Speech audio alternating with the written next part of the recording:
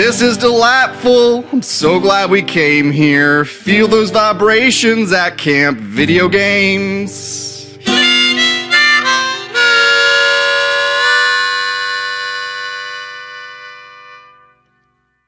Ooh, yeah, campers. Welcome to Camp Video Games. This is your junior counselor, Sean, joined by his old pal, junior counselor, Josh. Oh, hey, kids. What's that? If you see bear tracks in the woods, don't follow them, especially if it leads to a den full of cubs, hungry cubs. The mama will come back and it'll slice your belly. That's what I want the kids to know today. Anyway, let's talk about video games. I would love to talk about video games, Josh. Here at Camp Video Games, we talk about video games. We talk about video game, television, and movie adaptations. And heck, down the line, we're even going to start talking about video game novelizations. Isn't that exciting? Wait, we are? I can't read. Well, maybe not you and I, but I will. Oh, thank God. Unless somebody wants to teach me to read. By all means, I've go. got some good audio book recommendations for everybody to enjoy, free of charge. That sounds good. Okay, anyway, the reason we're here. Take it away. This is our fourth discussion of The Legend of Zelda: Breath of the Wild. A heck of a good game. We've talked ad nauseum about this game. We've talked about this game for like a dozen hours or something at this point. Maybe not that much. Maybe like a half dozen hours. But It's getting there. Here at we're hyperbolic here. But the first thing, straight out the book, let's talk about a mistake that we made in the last episode. Oh, it's come Correction on. Corner. Come on. Was it Corner. me? Did I do it? Nope. This was all me. I am the one who will always admit to making mistakes. We referred to the Zora people as sewer sharks. But Did you mean street sharks? We meant to say street sharks. Sewer Shark is a dope ass Sega CD Rails shooter with full motion video, voice acting, and it's kind of like a dystopian, like you pilot like a sewer X-wing and you shoot monsters and like navigate like these pipes and like it's like quick time, like take a left, take a right, go up and down. It's really fun game. I will 100% play that game anytime. Yeah, dude. Highly recommend it. I remember playing it. My old buddy Adam back in the day had a Sega CD, and we would play the hell out of Sewer Shark. And, you know, since we're talking about Sega CD, I also got to make a big recommendation on the Jurassic Park game for the Sega CD. It was like first-person point-and-click adventure, and that was an amazingly like intriguing and atmospheric game that perfectly captured like the Jurassic Park feel. Felt like you were really there. Good stuff. Sega CD is underrated and overpriced now. That's what the Internet Archive's for, kids. That's my advice today. Besides the bears in the woods stuff. So, previously on Camp Video Games, we defeated Water Blight Ganon while aboard Varuta, the giant elephant that was threatening to flood Zora's domain and lower Hyrule. Any place near there would get flooded out if that big old elephant kept crying and crying. But at this point, it's time to keep on keeping on. That's right, sir. We're going to the desert. And this is as we follow the guide that we believe Nintendo officially put out for this game. It tells you, apparently, after you do Varuta, to go to the Gerudo Desert, which is interesting. We'll probably get to this in a minute. I think it's probably the most difficult region to enter of the four divine beasts in terms of how you approach it. I don't know if that's where you're heading next with your notes. I would love to hear your difficulties, Josh. Okay, so yeah, we'll talk about it. It's not that I have difficulty. It's just that actually, as I'm for the video viewers, I'm showing them my heroes map right now.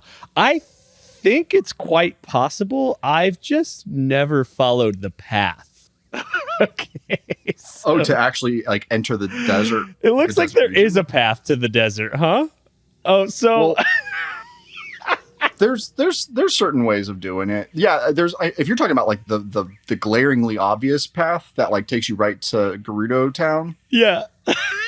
just like the only like line when Yeah, you look literally at the don't map. think I've ever taken it. And I've played this 3 times. So let That's me walk through like I'm gonna try to describe the path I took, and maybe a listener can tell me if they've done the same. Is I went back to the Great Plateau and yeah. did a paraglider down to a shrine that's at the base of the mountains, Yep. which are apparently named after Spectacle Rock from the original Legend of Zelda, which is That's right. Yeah, there's two big plateaus that make up Spectacle Rock. and so there, I did not see that there is a trail behind you when you get to that shrine that leads you right into the Gerudo Desert. But what I do see from that point of view is there are these like gangplank walkways that they kind of like switch back up and down the mountain. And so every time I've gone, I've followed those because I thought that's the only way into the desert. Oh, that's funny. It's like I've never looked close enough at the map to realize you could just follow the path. yeah, those walkways. I was thinking about that during this playthrough. Those walkways, like they don't. The way I look at the game, they seem to be there for the benefit of like the common Hylian more than for the player. Like that's a bit more world building than it is like practical usage. Yeah, Because I followed the same basic steps that you did, where from Zoro's domain, I warped back to the Great Plateau. The shrine that I went to, it's called Ken Namut, and from there I was able to paraglide from like basically a snowy region to the desert valley. From there, my first objective is to get to the Wasteland Tower. yeah, that's I did the same. Yeah. And that one's so I'd love to talk about this one real quick. Not all the towers are that interesting or worth talking about, but the Wasteland Tower has a fun challenge to get to the top, where it's surrounded by a tar pit, and you are not able to just glide over it from a higher spot because there's like built-in wind that seems to prohibit your approach. And the way I think it'd be pretty difficult to find a high enough place to glide to it from. It's there was one spot that I noticed where that did happen. Yeah, a lot of the times the game does do that, where it takes into account the easiest way to get into an area, and they will make sure that there are not like obvious approaches. Right. So the tar pit, I quickly realized you can't like get into it. You'll just get sucked right down into the tar, where presumably you'll be preserved for centuries. Until you're eventually turned to gasoline. Sweet Sheikah gasoline. But the trick to this tower is just to magnesis some of the gigantic metal crates around the tower, and you can build a bridge to. You gotta make yourself a trash bridge. Yeah, and this is where once you get to the top of the tower, and you can unlock that region's map, it tells you that you're atop Spectacle Rock, and from there, you'd think that like the significance of Spectacle Rock in other games, specifically A Link to the Past and the original Legend of Zelda, that there would be something a bit more to do there, but not really so, as far as I could tell through just kind of casually playing through. I was then kind of led to the Gerudo Canyon stable, and this is where I want to get into a really cool character that I finally found in this playthrough, Cass. Yeah, The and I'll say I took the exact same path. I just beeline straight for the stable. I don't know if like you could see the tower from there or the shrine from there or why, but I did the exact same thing. Yeah, it's just you just go to the big glowy things or the the points of interest. But yeah, Cass. We have not really talked about him before, but he's like a human-sized blue parrot minstrel. Yeah, he He's looks one of like a the mascot from a Rito. Jimmy Buffett show. I could see him on a pair of flip flops. So he's playing an accordion squeeze box. I'm not sure what those are like because I don't know if there are keys on that or if it's just one of those fun like honky honky honk things. But uh, got some sick gypsy jazz riffs there through the accordion. But when you meet Cass, he tells you that he's searching for ancient songs, and the first thing that came to my mind is that like he seems to be like if he's if he's not like Hyrule's like Homer, then maybe he learned under Hyrule's Homer.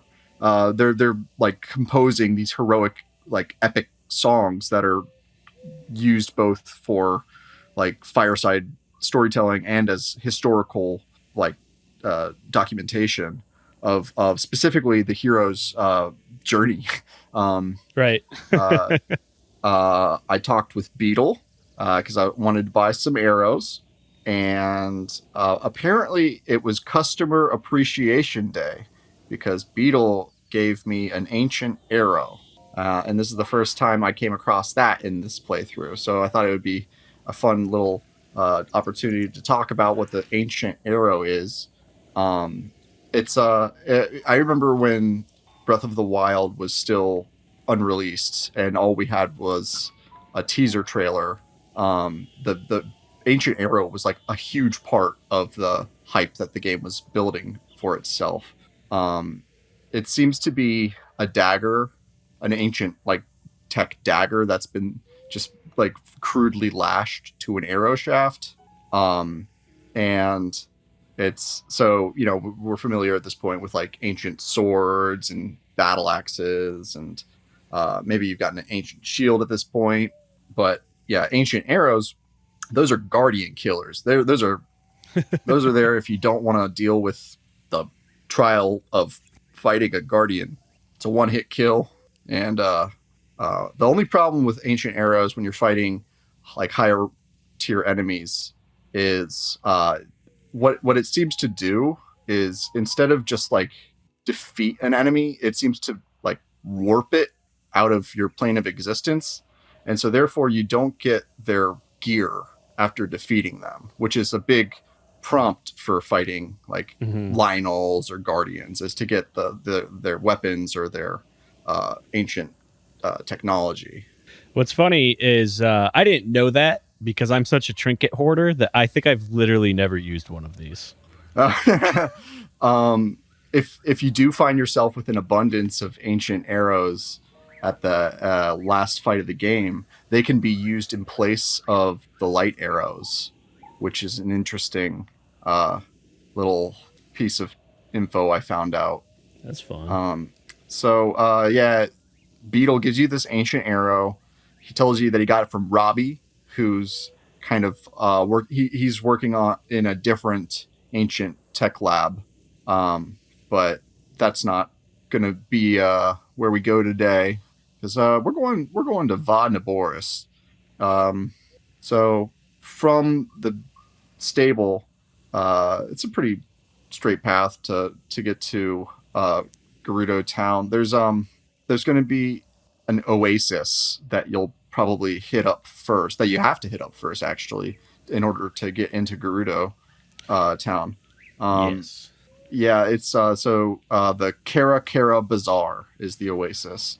When you get there, you're gonna see a cool animation, a cutscene of Von Naboris.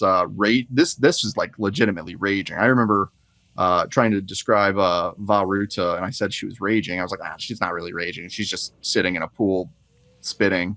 But Yeah, Naboris is on its bullshit for sure. It's stomping around the desert.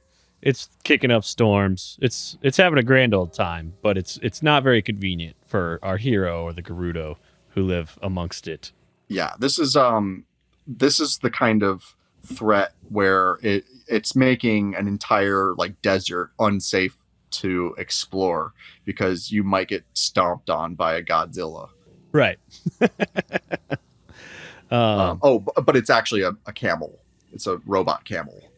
In case we didn't mention that yet.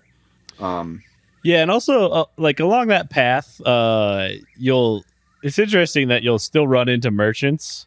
That these people have sort of figured out how to navigate the desert properly between this like oasis and the stable and the city that we'll get to eventually, which I thought is like kind of cute. And I think a few of them even will note and like give you tips about how to stay cool because this is yeah, likely the first time you've been in an environment where you can take heat damage if you're not keeping cool.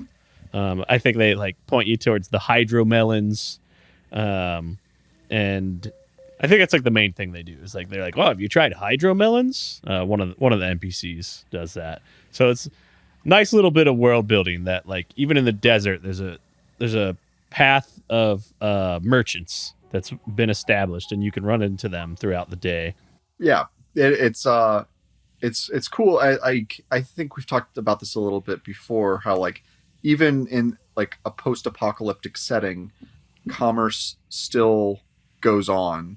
Right. It's not all war and like you know gloom and doom. There's still people just trying to see the world, make a living, you know, uh, live as normal life as possible. So in the bazaar, you learn that Gerudo Town does not admit what they call vo, which are The met fellas. ding dongers, as I wrote it in my notes. And it's yeah, you learn that the male birth rate in the Gerudo is like super rare, which is I think that was pretty well established in Ocarina of Time, where you meet Ganondorf, who at that point in the game's lore is the king of the Gerudo. And I think in that it was like every century a Gerudo male was born who would then go on to become the leader. Uh, Yeah, that's what so I as a was result, wondering and hoping you had like notes on that. I was trying to figure out if I was remembering that from this game that somebody mentions it like an NPC or if it I was remembering it from other Zelda lore. yeah, there, you when you're at the bazaar, you're going to see a couple of different races. You're going to see a Rito. You're going to see Goron, um, plenty of Hylians, and they all like to just chit chat. Yeah, one of them brings up the fact that yeah, as a result of the low male birth rate, the Gerudo have to travel to find husbands, which Hmm. there's some fun side quests in being a matchmaker for a Hylian and a Gerudo. But yeah, this playthrough we're kind of avoiding a lot of the side quests just to focus on the main narrative drive of the game. Um, I did I met a Rito, and his name is it's Guy, and I think a lot of people say Guy, but I'm gonna say the Guy, like the French pronunciation, because I feel like a Yeah, Rito would probably be French. there's something a Um, little French about the Rito. uh, uh, and simple enough side quest with this guy is he just you give him a chill elixir, and then he's able to travel during the hot day and return home. Um, so one of my favorite ways to deal with the desert heat is to just wait until nighttime, and then it gets super cold and I already have a warm doublet, and then I can just like save on eating hydromelons or taking other elixirs. I like Yeah, to be kind of a contrarian sometimes too, so I feel like that's just more my style.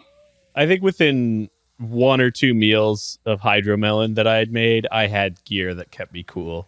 It wasn't too challenging to cool down with gear once I was here.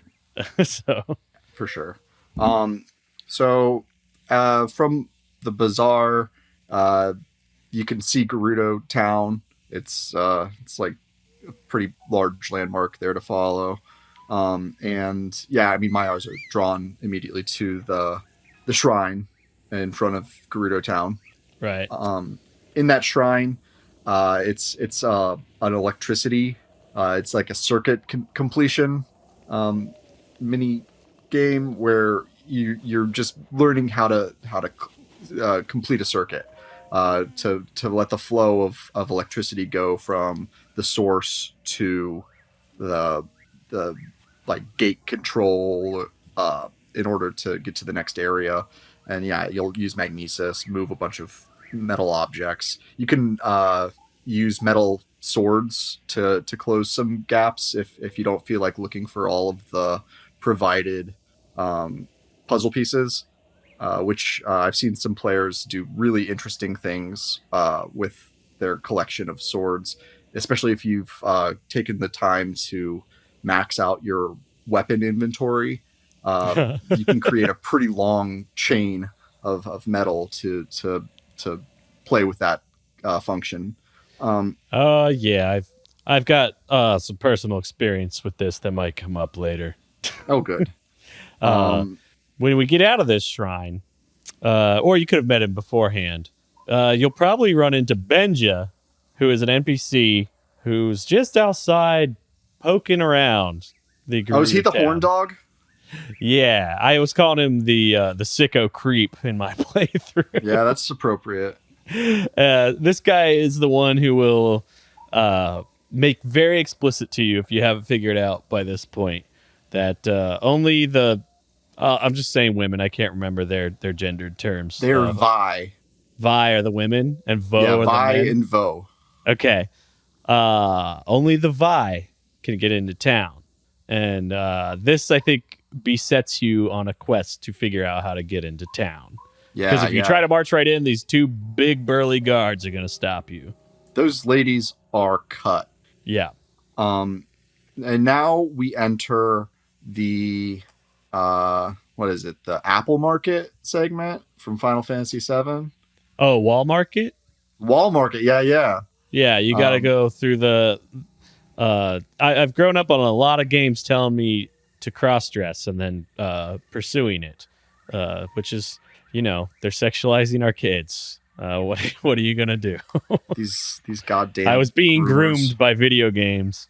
I was being groomed to be the best version of myself and to support my friends and to speak up when I see evil. Yeah. Um, yeah, yeah. So the it's a necessary objective to get a Vi outfit, and you'll get that from a character called Villia. Yeah. Um, Which I got stuck on this for a few minutes this time around. Not the easiest fella to find, and it was a bit awkward to hunt around for him. yeah, I feel their schedule has some rhythm to it. I ended up finding them on the top of the highest point in the bazaar, and I think it was at sundown. Same. Yeah. But yeah, so that you give them a couple rupees, and they'll give you a compliment and a cute outfit. Yes. Oh my god, I love this so much. When you finally get the outfit, I don't know if you have notes about why he gives you the outfit. I don't remember exactly. But you try it on in front of him, and then he like compliments you, and Link takes a pose that I'm pretty sure only happens in this one shot, and it's like the most adorable thing in the world. He's doing what I call the "who me" pose. It's like it's like what my 4-year-old niece does when she knows she's being cute. I just like sat on that frame and laughed at it for like 2 minutes. I was like, this makes me so happy. That's why we He's play so games. happy They make us happy. in his little cross-dressing outfit. Um, I think Link, being a mythical hero, someone who is an archetype for a lot of different kinds of heroes. Um, there's like, that means that Link's drawn from a lot of different classical inspiration. Um, and just uh, well, thinking about like gender fluidity in like different deities, um, the the bodhisattvas are in Buddhism. They're people who they're able to achieve nirvana, but they delay doing so, like out of compassion to save others from suffering, which is very similar to like what I mean, Link and Zelda, and in a way the Sheikah monks are doing. They've like prolonged their life specifically for the greater good, um, and they all seem to be in touch with the goddess, yet they are not yet. You know, they haven't reached that next level. The monks specifically are, yeah, they're like locked in like permanent um, meditation, but uh, yeah, the bodhisattva are typically depicted as like gender fluid because like that's just how humanity works. There's always going to be like, gender is a concept, uh, and assigning gender roles only strengthens certain aspects of the individual. Whereas if you're able to embrace the full spectrum of expression, therefore you've transcended. So to depict someone as enlightened is to depict them as beyond just those basic gender constructs. And I think that that's an intentional decision of Nintendo. Like, I don't think they were just trying to do like a tee ain't it cute kind of thing. Mhm. I do believe that it was an important function that like Link is able to walk where no man has walked, and it's he's a very important, and he's not too proud to do this. There's something to it. I think Yeah. if we were to talk to people much smarter than ourselves, they might be able to educate us on the more like historical interpretations that could be taken from this. Well, you were deeper into it than I was with that connection to the Bodhisattva, because I mean, I just was, I sort of appreciate it as Link definitely leans already as a character closer to a like gender neutral side of the For spectrum. sure. Yeah, Um, he's androgynous. yeah, like there's definitely like some quote unquote masculine qualities to the character, but there's a lot of androgyny there already. And yeah, it is interesting. Like, one, it's not played for laughs. That's like what I like. I think I like so much about like the pose when you finally get it, is like it's not like and of course this game is a lot more modern than a lot of other things. Yeah, Than like a it's lot not of, Link being performative. He's being genuine in that yeah. presentation. Yeah, say like just the like the era like the series was born out of is what I was getting at. And yeah, like you mentioned the wall market scene in Final Fantasy VII.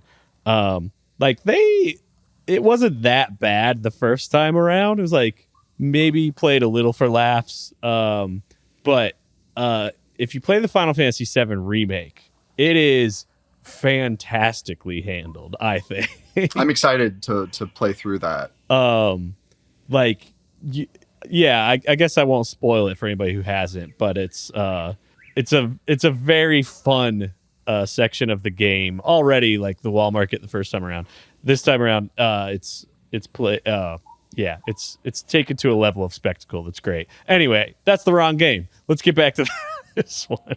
Yeah, I know. I could talk all day about trying to beat the gym owners in a squats competition so that I can get a golden necklace, or maybe I forget if it was the blonde wig. I forget, but like in Final Fantasy VII, you can get a different level of costume or of outfit to trick your way. Yeah, we'll talk about that at some maybe We'll season get there someday. 14 of Camp Video Games.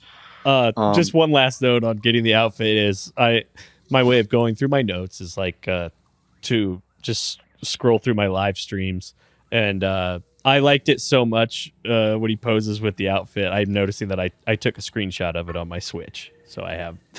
Thank goodness. Oh, good. It's so Maybe good. we'll share that to the Instagram. I love it. Okay, moving on. I can move on from this. I just really enjoyed that moment. So let's go to Gerudo Town. The first thing that I notice when I approach Gerudo Town, so it's half town, half fortress. It seems it's got high walls. It seems very well fortified. The guards are extremely, they're Amazonians. They're militaristic. They don't seem to be interested in like anything but protecting their town. At the center of the town, there's a waterfall, and if you look at it from a certain angle, it's a triforce. There's 3 boulders with water flowing from them, and in the desert, I mean, in anywhere, water is life. But at Gerudo Town specifically, water seems to be like it's being like flouted as like a luxury or a sign of their wealth. They seem to be really tight as a community, and they've got their shit together. So much so that they have waterfalls in the desert. Yeah, you know what's interesting? I don't think I've ever looked up at that waterfall situation. Yeah, stick with me, baby. I'll tell you all about the architecture I noticed. Well, howdy do. That's okay. The 230 hours in, just discovered that. The whole infrastructure seems to be built around aqueducts. Again, it's just only a people who like know what they're doing can not only survive but like seemingly thrive in the desert. And they thrive, they do, because I mean, it's this bazaar is you can buy so much cool stuff. There's like, jewelers. There's a bomb saleswoman who you can buy the full gamut of all the arrows. I don't think besides ancient arrows, but you can buy like a good amount of all of the other ones, which really helps in combat. I met near the entrance to the throne room. There's the newspaper columnist who writes the rumor mill. Her name's Tracy. Mm-hmm. And I don't have much to say about her except that if Link kind of shows disinterest in their meeting, she is like super insulted. She's one of those people who does it for the attention. You meet some writers and you know that they do it just for the praise. But yeah, so she's like a fun, like she's kind of modern character in this ancient fantasy. You meet like a columnist or a blogger in the desert. a real influencer type. Yeah, she. That's a unique way to put it. Because this is one of the few characters in this game that I felt like you're a little bit annoying to me. Whereas most of the characters, I'm like, oh, hey, how you doing, buddy? You know. Yeah. And this is maybe a good place to note that, like, in terms of character development. And sort of story or scenario writing, for whatever reason, maybe it's because they're sort of like, if they feel like constructed last, the Gerudo like regions are always kind of like, I don't really remember many details from my experience there. I don't know if anybody else has had the same experience with Zelda games. And part of that is like Ocarina of Time, when you're like really introduced to them, it really is the end of the game. And just as players in general or consumers of media, I think we tend to start things more than we finish them. So we probably like played the earlier parts more. But like, yeah, like the characters here don't really stick with me, except for the Sand Seal renter lady. Oh my God. She rules. I can't wait to get to the Sand Seals. Yeah, there's nothing I love telling her more than let's seal the deal. Oh my gosh. in order to defeat Naboris, which is what we've been instructed, earlier in the game, we get a message from Zelda from the past telling Link to defeat the four divine beasts. So we know that we need to do that. And in order to do that, we need to meet the chief of the Gerudo people. Her name is Riju. Riju. I'll say it with a soft J, I think. It sounds better. It's always been Riju in my head canon. Yeah, Riju. Riju. She's a little bit younger than other characters we've met. She's calm. She's got kind of a mischievous look to her, but she's still very demure. She knows that her station is so important, and that all eyes are on her, and she's trying to hold that position with as much grace as she can, which makes for a pretty strong seeming character. People who have it's not just easy to be strong. Being strong means dealing with adversity. You also see it through this tiny, the tiniest of these people is the one who just sits and leans on the throne all day. And she has the respect of all these massive guards that you're encountering all over the place. So that's sort of telling that if this person is confident, it's likely earned.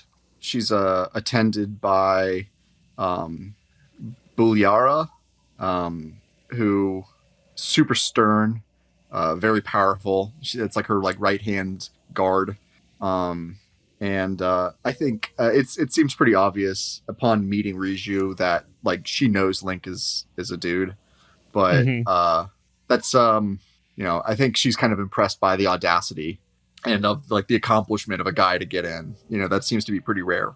Yeah. And it's at this point that she starts to tell you about their Thunder Helm getting stolen, I believe. And, before they start talking about the Thunder Helm, Buliara seems to doubt Link, his ability. She seems Riju asks Link his name. Link gives his name, and Riju's like, "Oh, that's funny. That's the name of the champion from 100 years ago." And he also had a Sheikah slate. And Buliara is like, "Oh, but I don't think it's him because he doesn't have the legendary sword," which we haven't gotten too much into the Master Sword, and I think that'll happen next episode. But it's a recurring element where people are like, "Oh, you're Link. Where's your sword?" I'd be like, "Oh, you're Santa Claus. Wait, where's your reindeer?" It's a nice way throughout the game to nudge you that there's this very important, powerful item somewhere that you should get eventually.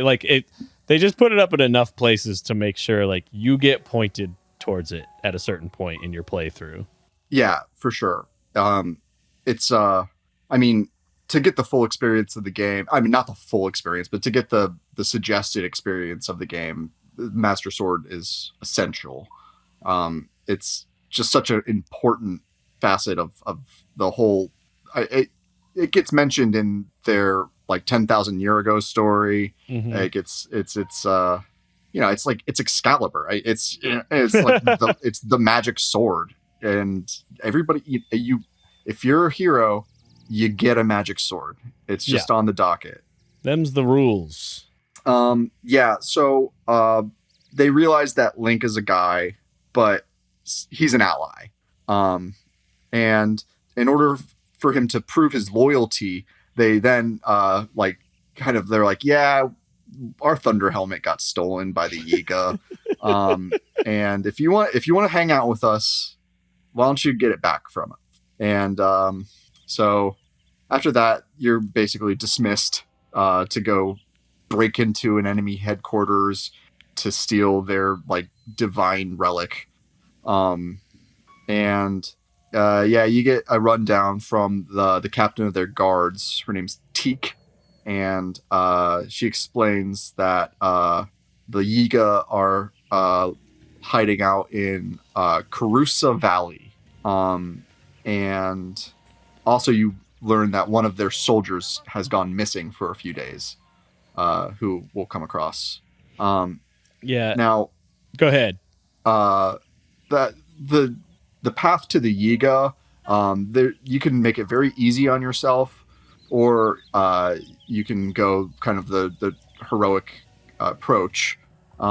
Is there anything else in Gerudo Town you want to talk about before we head out on some seals? Uh, no, you're pretty much on it. That was actually what I was gonna say. Is this is the first time I've taken a seal there, and as I approached, there's a part where like rocks are falling down, and you just gently dodge them with your seal. And I went, "Oh, you were supposed to come here by seal, and instead I've just taken a long death march every single time up until now." Um, but yeah, one last quick little detail I love about Gerudo Town is the little shop that you unlock with all the armor, the Gerudo Secret Club. And you have to do this fun little puzzle where you have to listen into this conversation where this group of Gerudo give out the password. And then once you're there, that's where you can get the Vo desert mail. uh, and you can also get the weird radiant armor. And am I missing? Is that also where you get the rubber armor? You know, Did you go in there I yet? don't know if I ever bothered with that part. Oh yeah, it opens you up to a whole bunch of armors. Gets you the mail armor. The radiant armor is like the weird. It like looks a little bit like a luchador mask, but it glows in the dark. Cool. So you can look like you can look like a luchador, and you got this cool skull face thing going on. So yeah, it's definitely worth hitting it up if you haven't. Like if you go to it, it'll prompt you for a password, and I think for most people that's probably enough to entice them to go figure that out. It's not too Oh, for hard. sure. Yeah, But, something shockproof is definitely useful. The yeah, electric attacks are some of the most they're pretty devastating, just because they devastating. always have that radius when they strike. Yeah, I just went back and there wasn't any there. I don't know if maybe it shows up when you buy them out or I'm just misremembering it. Um, but yeah, that's a nice little like I don't know, kind of fun detail that they put some like major upgrades to your stock behind this little side quest that's not super duper obvious. But yeah, then I took my seal to the valley. Yeah. You know, while on my way to the valley, I saw Faroche, the thunder dragon, flying over, probably over by Spectacle Rock, if I'm remembering the location correctly. Mm-hmm. Um, and at that point, that's the third dragon that I've seen, but the second I've seen up close. You know, saw Nadra, did that fun mountaintop uh, that we talked about previously. But the thing with Faroche is that she emits like thunderbolts when you get close, making it very difficult to harvest the scale from the dragon as you do with others. But yeah, that armor you just talked about would make it a little bit easier. Yeah. So okay, we're about to go to the Yiga hideout, and there's a pretty obviously like projected way to go, which is I referred to it as like a murder hole, where you're like gonna enter through this valley, and you're like progressively working your way up toward the entrance, and you're gonna get attacked by Yiga ninja along the way. Um, Mm-hmm. Now the Yiga, like fighting Yiga, are they're an interesting enemy type. They're very mobile, and they seem to have like some teleportation, or at least like a fast travel that makes them a bit unpredictable in how you can fight them. You got like you can usually take them out in a few hits. They're very high in like speed and attack, but not as high in defense. And they always leave behind some bananas, and they tend to leave rupees when you defeat them. Yeah. The one of the very few enemies in the game that'll leave behind rupees, which I find interesting. Yeah. Uh, Yeah. Well, trying to think they're of, one of the few like humans that you fight, or Hylians. right. Yeah, they're one of the only like humans. I'm trying to think if like Octoroks ever drop rupees. I don't know. I feel like there's one or two other enemies. Obviously the Bloopy, and then one or two others that I think will occasionally drop one or two, but that's about it. Yeah. Yeah, but with Yiga, it's almost every time. Yeah. Yeah, so a little history on the Yiga. They're a splinter faction of the Sheikah. And their icon is just an inversion of the Sheikah's eye lens. So it's almost like, you've got Christians who wear the cross, and then you've got Satanists that wear the inverted cross. Mm-hmm. I guess like they're a bit Judas like, in the sense that they're like, deceivers. They're taking their self-interest over the greater good.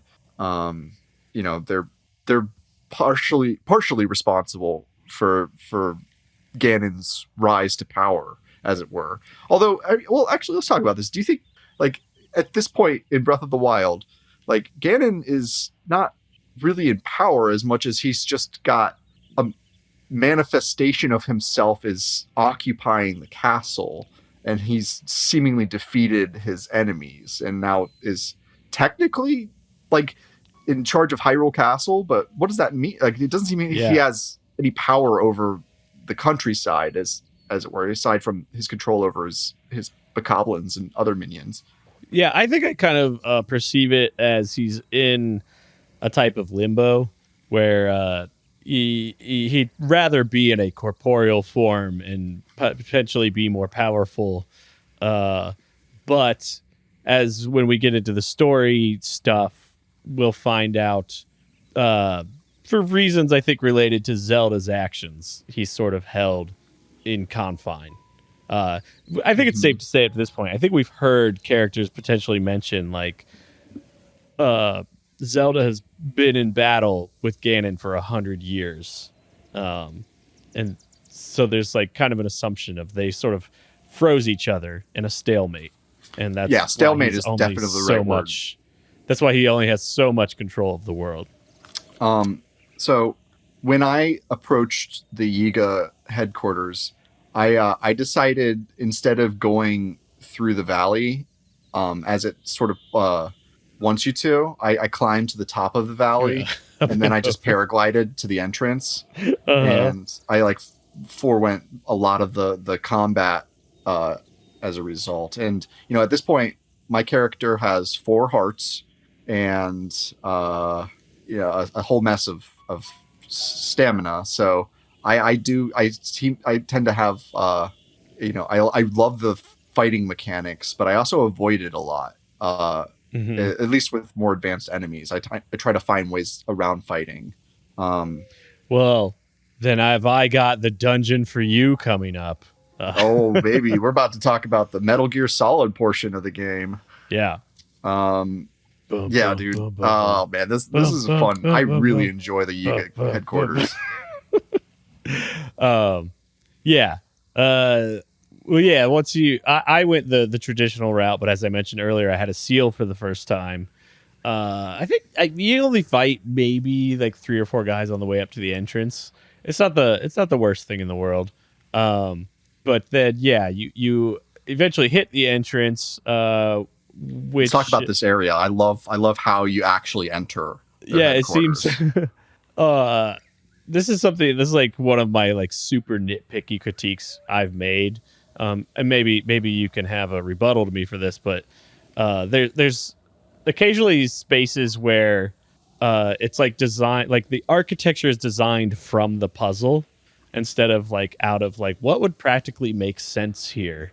The divine beasts are a good example of that, where like the architecture is like none of this seems practical for what I was told it was used for, but it makes for good puzzles. And like the entrance to the Sheikah hideout was kind of like that for me. It's like, oh, this is a cute, fun little puzzle, but like I don't know what practicality this room would exist for other than as this puzzle. It's like, Oh I mean, it boy. kind of looks like Allow me to You got- rebut now. okay, you got some. Okay, have at it. I got it, man. Okay, so the Yiga clan are followers of Ganon. They are then aligned with the Triforce of Power, which is manifested through Din, the goddess of fire. In order to gain entry to their headquarters, you need to burn through a tapestry. And when you walk, okay, so if you're looking at, you're in the center of this room. Mhm. If and like because I recently played through Ocarina of Time, and it's kind of fresh in my mind. If you had Din's fire, you would be able to Right. instantly solve that room. And as we have made note of before, Din being the goddess of fire, and then like that of might, it perfectly explains the Yiga as a character. If we were trying to take that room seriously, what function it serves is little added security. It's there. There are so many opportunities for them to detect intruders as they approach through that very obvious place. There's so much higher ground for people to spy down unobserved. And then you get to this room that's kind of a dead end for a second until you're able to figure it out.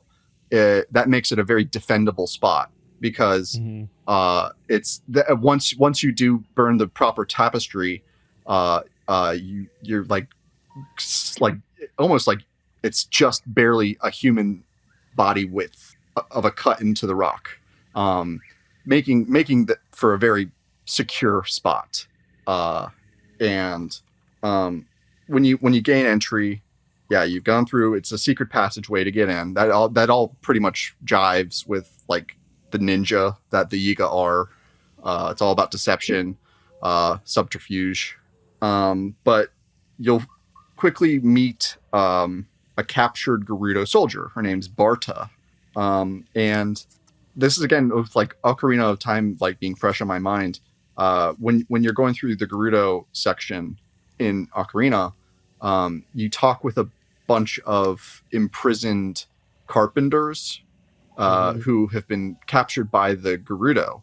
And in this case, it's been inverted, where now the Gerudo is the prisoner. And it seems interesting that like to have those side by side as I don't know. I feel like this section is really, really playing on expectations or kind of symbols that Ocarina of Time players have become very familiar with. Yeah, in that like there, as you were saying, there's the rescue mission, and then as you continue on through, there's the stealth mission, which is also Ocarina of Time adjacent. Yeah, exactly. There are a couple of stealth segments in Ocarina, but yeah, the Gerudo are definitely the most memorable. So you learn. I like it. She's like, I don't have much to tell you. I don't know what to tell you about the Gerudo except about the Yiga, except that they love bananas. And then there's a big old pile of bananas next to you. And so I use those bananas as bait. You drop them. The guards that are making their rounds will see the bananas. They get so excited when they see this bananas. It's like they've never had one before. They're so excited. They're like, "Ooh, what's this new treat?" Yeah, unfortunately I wanted to show on the video that what they do, but the place is abandoned after you finish it. But they do a cute little tiptoe dance up to their so treats.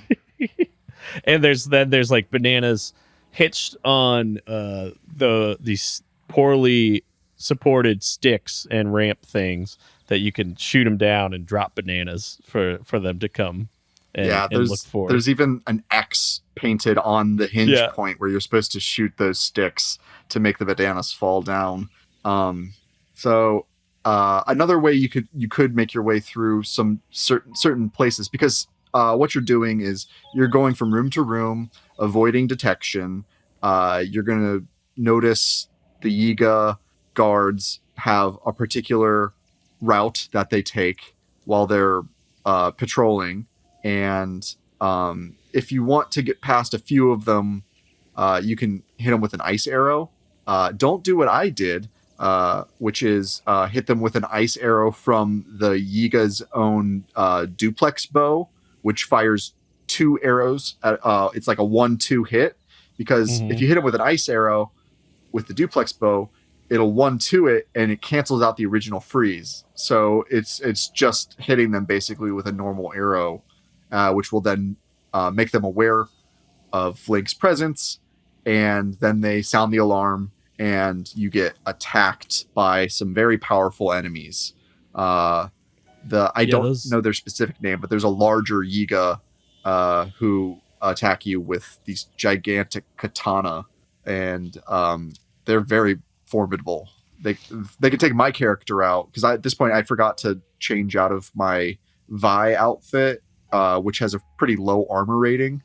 Um, and so I would just get like one hit killed. Oh yeah, Uh, they'll come pretty close to a one hit KO anytime in this dungeon. They're basically like a reset button. You yeah, yeah, can yeah. fight your way through, I believe. You sure I can. Yeah, you sure can. I stealthed my way pretty quickly this time. I remember the first time getting a little frustrated in this one because I don't really like stealth elements, because like they just come down to pattern recognition and patience, which I Yeah, don't yeah. A have. lot of waiting with stealth games.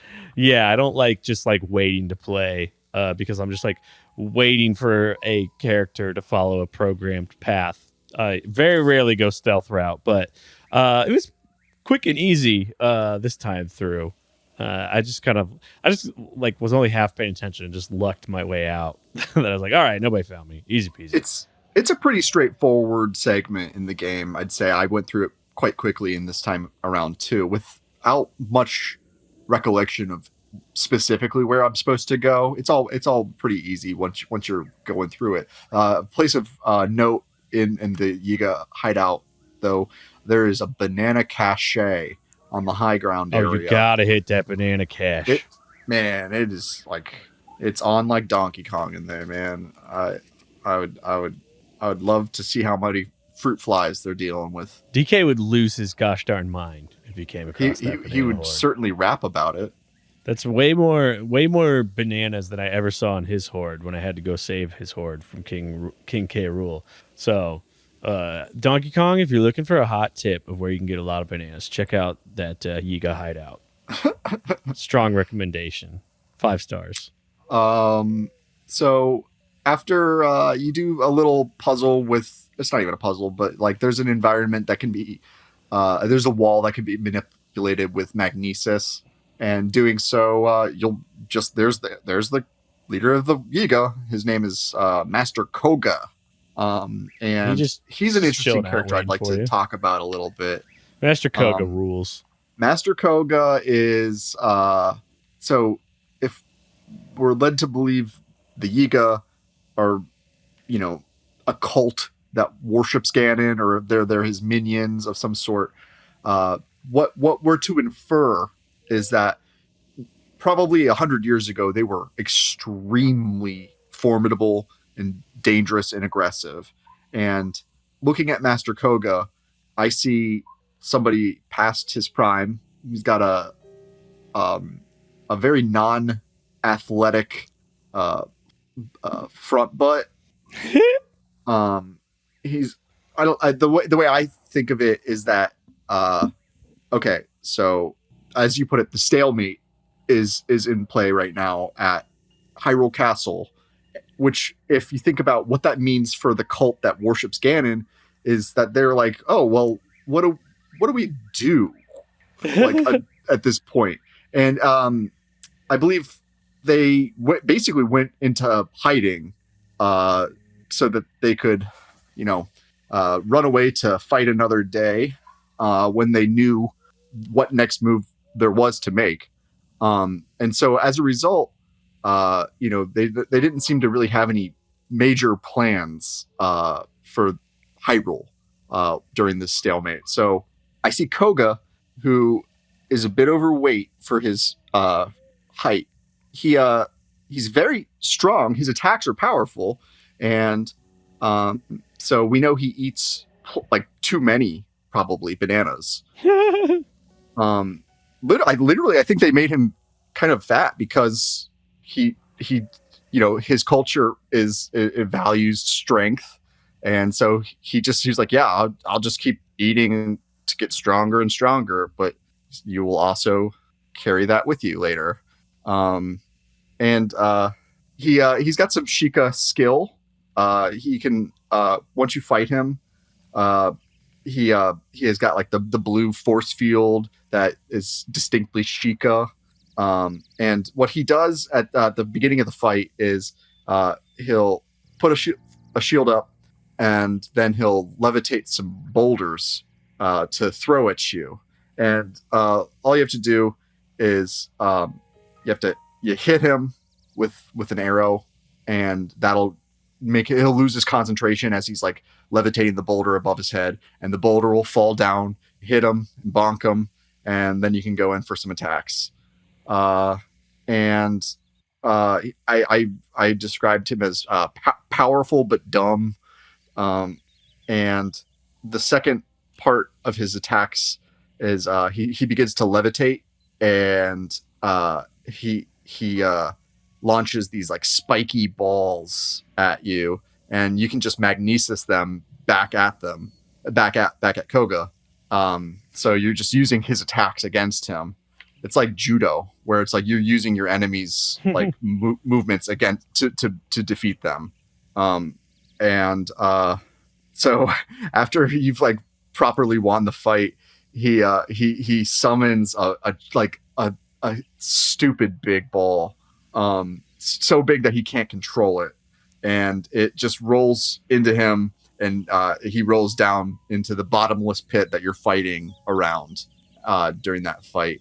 And yeah, when I see how easy, like, because that was a very easy mini boss fight, and I just see like, okay, like Ganon is not around, therefore his minions are kind of weaker than they should be. So I'll add a sort of a mix up to some of the theory of Master Koga, but it's not helpful because I don't remember a lot of details.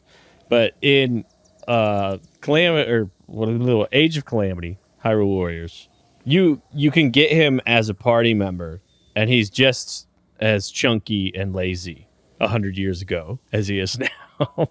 I don't remember like what canonically happens. Also, like that game didn't exist when this was made, so that doesn't interrupt Hylian's too much of the seems to theory be here. Hylian lifespan seems to be like quite similar to a human's, and yeah, I'm not sure why he's like, still alive. Yeah, I wonder how canonical his appearance is in that. It's also, hey, you know what? It's all fake. Yeah, it's all whatever you want. It's fine. Yeah, it's powered by imagination. So then you get the Thunder Helmet. It's that easy. Defeating Koga, yeah, kind of a joke of a fight. And now we've got what we need from the Yiga hideout. And I don't think I'll ever go back there in the playthrough. Nope. Unless I want like a big old bunch of bananas. Like literally, that'd be the only reason I'd go back. I've actually been doing it on my Sheikah slate here, and that's it. It's literally completely empty except for the banana horde restocks. I'm assuming every time there's a blood moon. Yeah. So I did want, because I think a lot of people would see that as a good enough time to then just warp back to Gerudo Town and get on with Bob and Naboris. But I kept going in the way that the game kind of foot travel paths you, which you leave the desert and you go into an icy tundra. And the only thing of note in this area is there's this giant ice block that is unlike any other ice block you see in the game, and you build a bunch of bonfires around it, and you'll melt it down to reveal a shrine. Um, and again, I might be looking too far into it, but like this is like the warp point to get to the Yiga clan hideout, basically for the Sheikah, and it's you need to use fire to reveal the secret, which I think is an intentional choice. Yeah, or it's a way to freeze them out. Yeah, no, I did the same thing. I was like, I gotta get a warp point somewhere around here, just because I'm so far away from any others. Exactly. I was like, I gotta continue on until I find one, and had a bit of a messy run in with some boys there. I took their treasure from a little trove, and they ambushed me, and I may have died once or twice. The Lizalfos that Yeah. are there. Yeah, those are. I mean, Lizalfos are fun to fight, man. They're difficult though in groups, especially when they got archers. So Thunderhelm in tow, Link goes back to Gerudo Town, where he's invited to Riju's bedroom. Which that's weird. It's weird. Yep, that's what I wrote. It's weird. Before we go to her room, there's another detail that I like about the throne room where you first meet her. Is there's right behind the throne there's a fountain that seems to be one of the central sources of the whole town's water. So it's almost that like to sit in the throne is to safeguard the building block of life as it is. Mm-hmm. Safeguard the source. Yeah. Riju, Link gives her the Thunderhelm back. She puts it on, triggers another memory. We're going to get to all of the memories in a later episode, but it's just another flashback that gives a bit more detail into Link's life before the calamity. It's cute, though, when she puts the Thunderhelm on. It's a little too big for her. And just like those little self-conscious like fidgets that people make when they're wearing something that doesn't quite fit right. They nail some of the subtle hand gestures and peculiar movements that people make in the game. She tells you to meet her at the lookout post in order to approach Von Naboris. And oh boy, we find out that her favorite sand seal is named Patricia. Patricia the sand seal.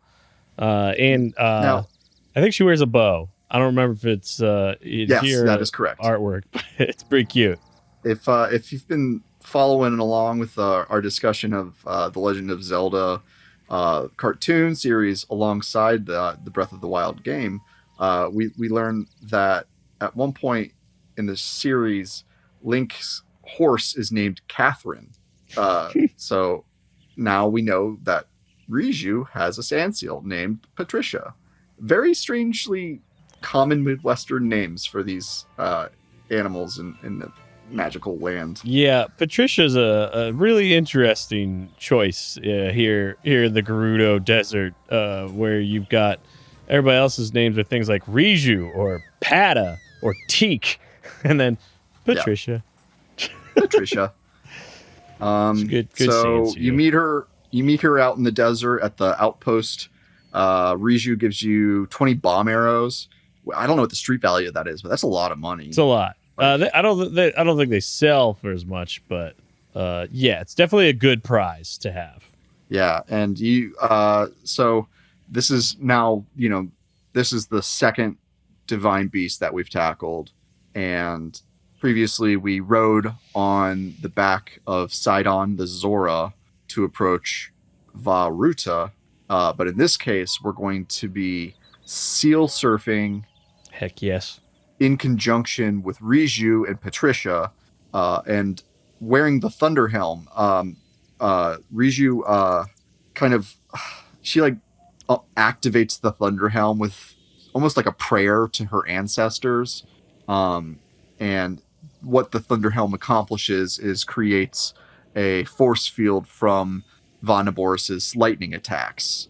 and it's a radius around her. So you need to stay close to Riju in order to stay protected during the Divine Beast uh, entry mini game.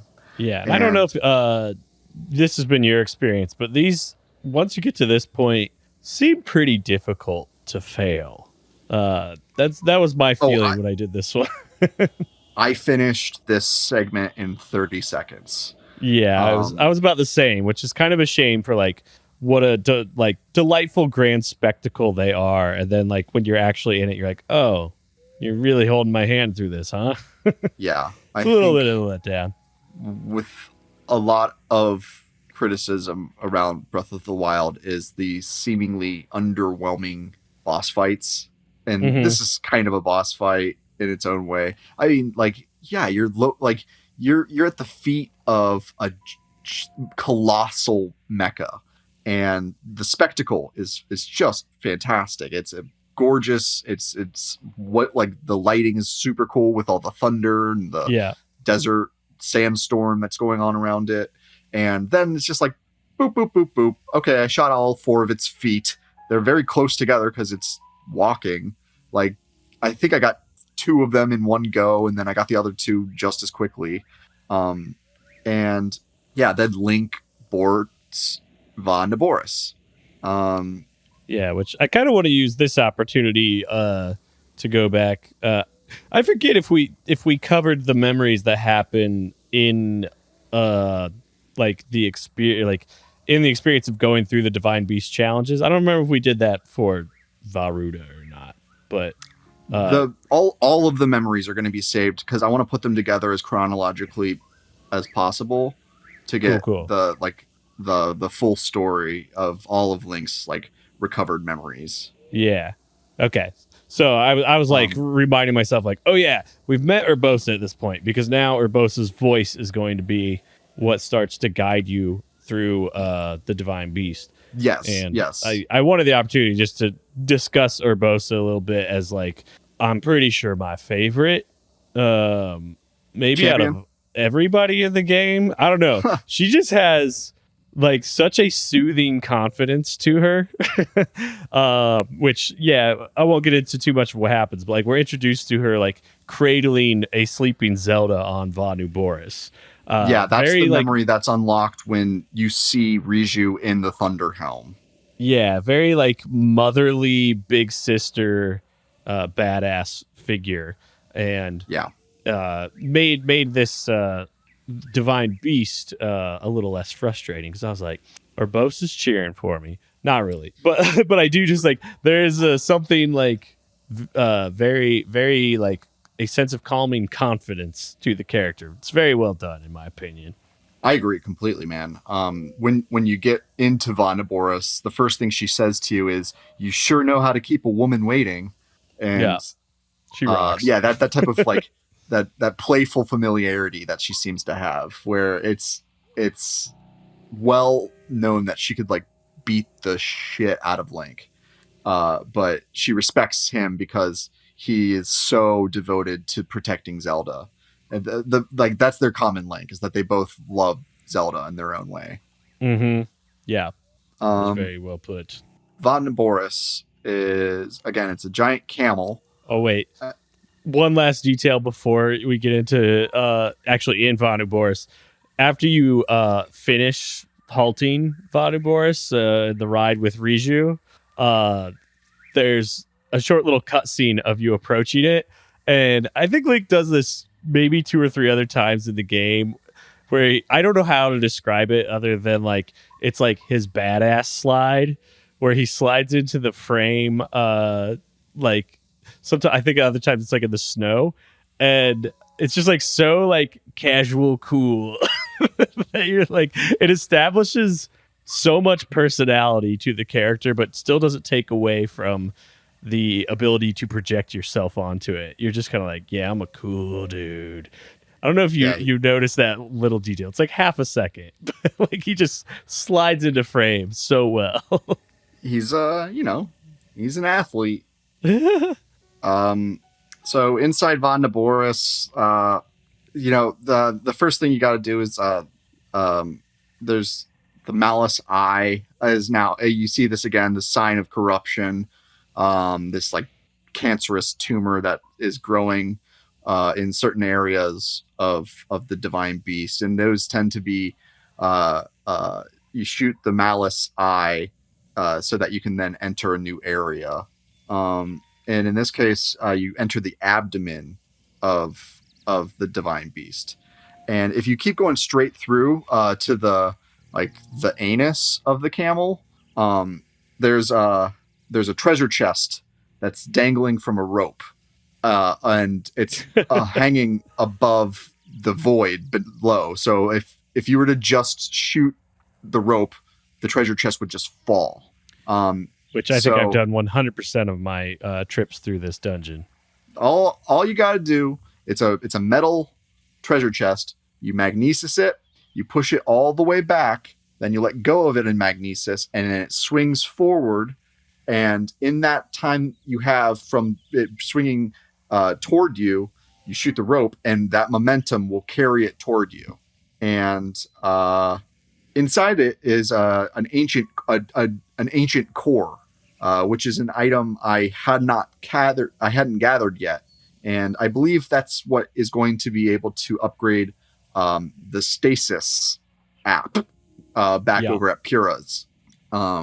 So the gimmick of this divine beast is you can rotate 3 sections in its abdomen in order to gain access to different areas and to unlock the terminals, which are basically those are the breadcrumbs that you're following in order to complete the dungeon. There's a circuit that's running throughout the divine beast that when it's a full circuit, it'll power a rotating wall that can again lead you to different areas. Throughout the beast, you're gonna push and pull some gears, and it's really there's no tutorial on what to do. You've just you see a thing, you manipulate it, you see the effect. It's all very simple cause and effect, like physics, essentially. Yeah. It's theoretically simple. Spatially, very, very confusing at times. It's a little overwhelming. There's a lot of moments in this one where like I had to like stand on something I knew was gonna rotate, and then like turn the camera like all the way down in a way that was really weird and was like looking straight down my body, and like kind of like wait for things to move into place, and like slide into it. It was like just I don't know that I'm doing it the anticipated way or like the encouraged way. It feels like I am, but I'm like, if so, it's a little clumsy at times. That would be a general critique I have of the divine beasts overall, is that they're a little clumsy. They're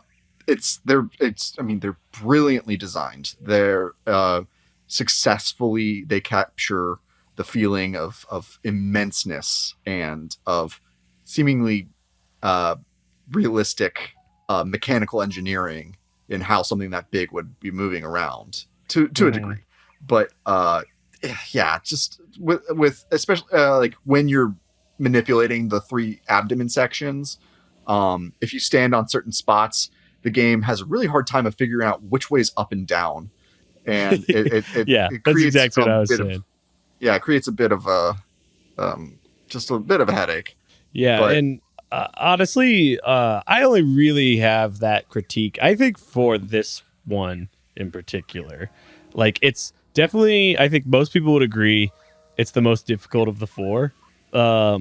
But I don't think it's like a earned amount of difficulty. I think it's just like, this is a little clumsily executed. It's not bad. Yeah. It's just like, it's a little clumsy. Yeah. The thing that kept me going a little bit longer than I feel it should have taken me, there was a hidden as you're going through and you're trying to provide electricity to certain areas, the game does a great job in making sure you have everything you need to finish the dungeon, of course. But if you miss one hidden item, it's suddenly you're at a weird stopping point that makes it pretty difficult to figure out what you're doing wrong or if you're even on the right path. There's these Yeah. balls of electricity that are used as power I, sources. And I'm if you wondering miss if one of them, then you are fucked. Like you'll have to really double back and like figure it out. yeah, I'm wondering. I think this is the same thing that hung me up the first time I played this dungeon. And this goes back to something I was saying like at the start of this episode about using metal items to do weird things with Yeah, electricity. yeah. As I'm pretty sure I missed one of these giant balls, and then I got to the room with the last terminal, which I think you need to, or what's likely to be your last terminal, if you go sort of the main route. Uh, I think you have to get two of those electric balls, like one on either side, and that like opens a gate to the last terminal. Am I getting that part right? Yeah. Do you remember? Okay. So I think the first time I played it, I didn't know there was another ball. And when I got to that room, I was like, am I supposed to build a rope out of my metal items? And I started dropping everything and trying to make it happen for like It'll 20 work. minutes before doubling back, like you said, realizing, like, oh, there's another ball somewhere. Yeah. I think you can also drop your metal shields too if you're trying Yeah. to make it stretch Oh, I was out. dropping everything, baby. Yeah. Interesting. It's I love that type of gameplay mechanic where it's like there is a way around the prescribed method, but you got to really work for it. You had to want it a little more than I did because I ended up not working for me. Yeah. Let's so after you've activated all the terminals, you're going to go to the main control unit, and that's what starts your fight with Thunder Blight Ganon. Not much to say about its appearance aside from it attacks with a Sheikah axe and it's got a Sheikah shield. And the way that this enemy is extremely fast, and it reminds me of the way it moves is reminiscent of like the girl from The Ring. Yeah. Where it's like it's like blurred fast movement that is just a little unnatural. And it has like a couple spots where it like slows to visibility for just a couple frames, which is adds a little layer of creepiness. It's a tough boss. I died at a couple of times. I was a little underprepared in terms of food and elixirs. And again, like I only have 4 hearts and I'm not like a master of combat in this game. I'm pretty good. I don't have, the hours put into it that I'm certain other people need in order to get as like close to perfect with the combat mechanics as I've seen in some YouTube like players. Just like, yeah, for me, like the first phase of this was just like dodge, flurry rush, done. Okay. Yeah, exactly.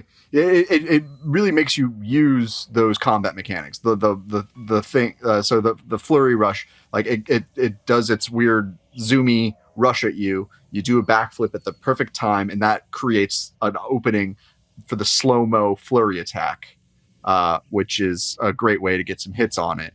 So that's the first section. And it's just dodge, break its shield, and then do a flurry rush. Once you've chipped away at its health to it's probably the halfway point that the second phase starts.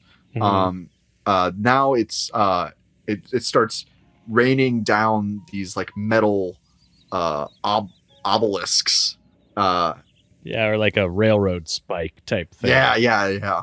These big metal spikes come raining down, and then it's using those to harness lightning. So you can't get too close to them, or you'll get zapped. And the way I did it is simply magnesis one of these spikes, put it up close to Thunderblight Ganon.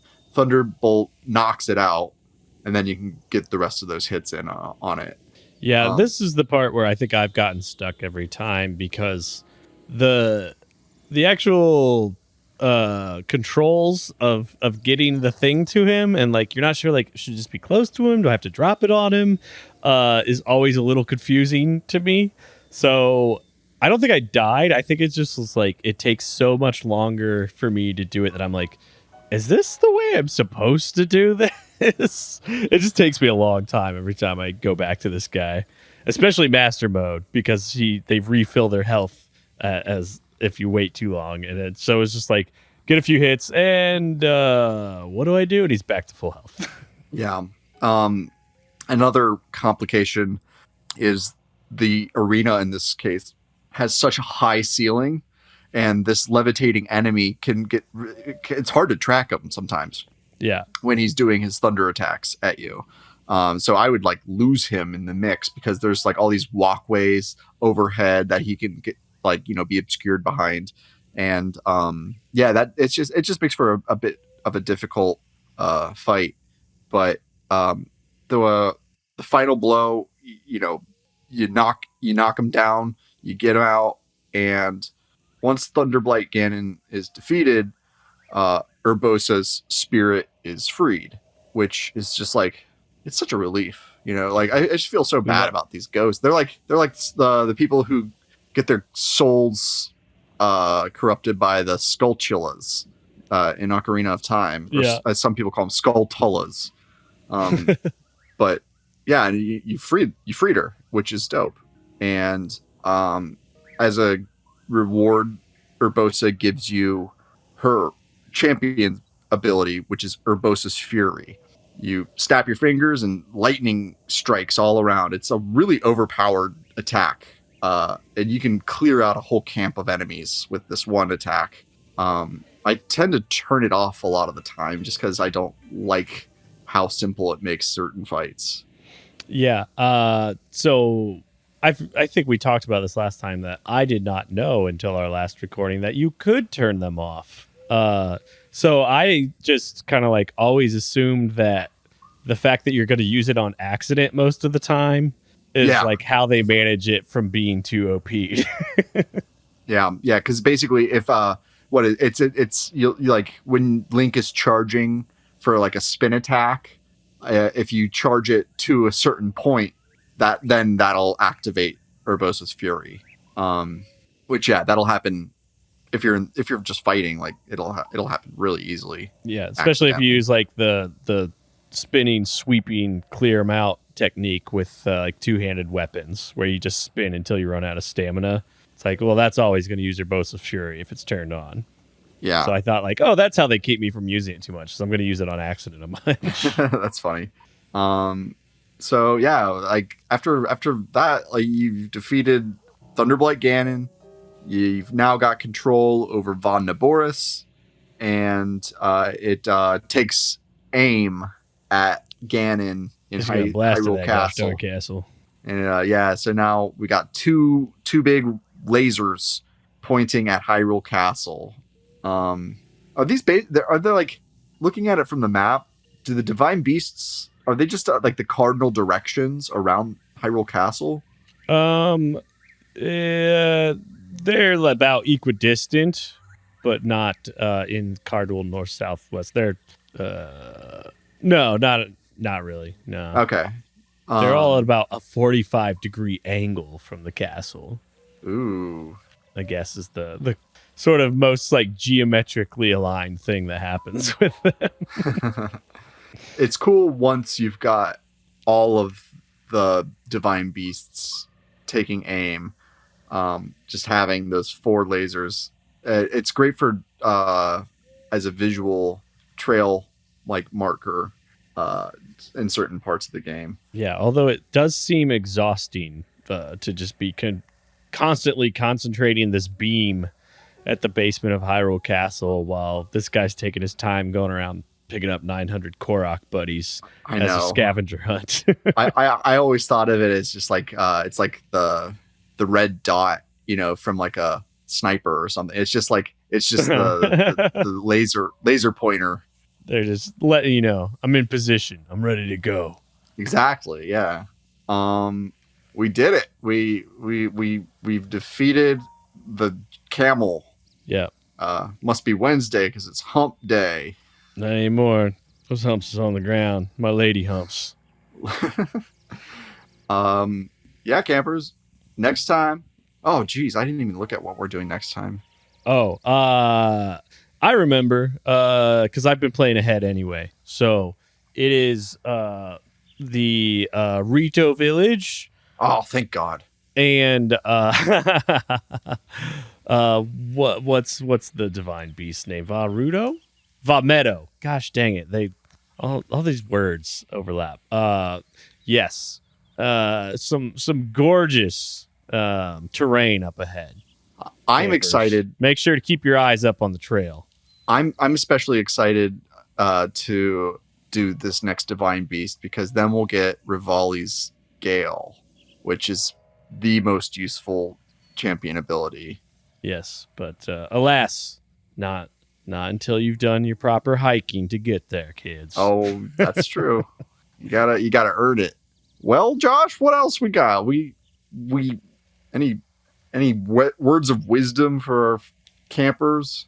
Yeah, I think I just want to reiterate to keep your eyes out on that trail, and look off to the cliff sides when you get to that next tower over in that region. Just take a look around, see if you see any lovely ladies of the lily pad off in the distance, if you know what I'm saying. Ooh. We're talking great fairies here. That's neither here nor there. I'll let the campers find out on their own. Find out next time at Camp Video Games. If you'd like to write to us, send a message to campvideogames@gmail.com and follow us on Instagram at campvideogames. If you want to become a real happy camper, you can support Camp Video Games on Patreon. For $5 a month, you'll be granted access to even more discussions about movie-based video games, game-based movies, full-length commentaries, playthroughs, and more. Whether you sign up or not, we're glad to have you here at Camp Video Games.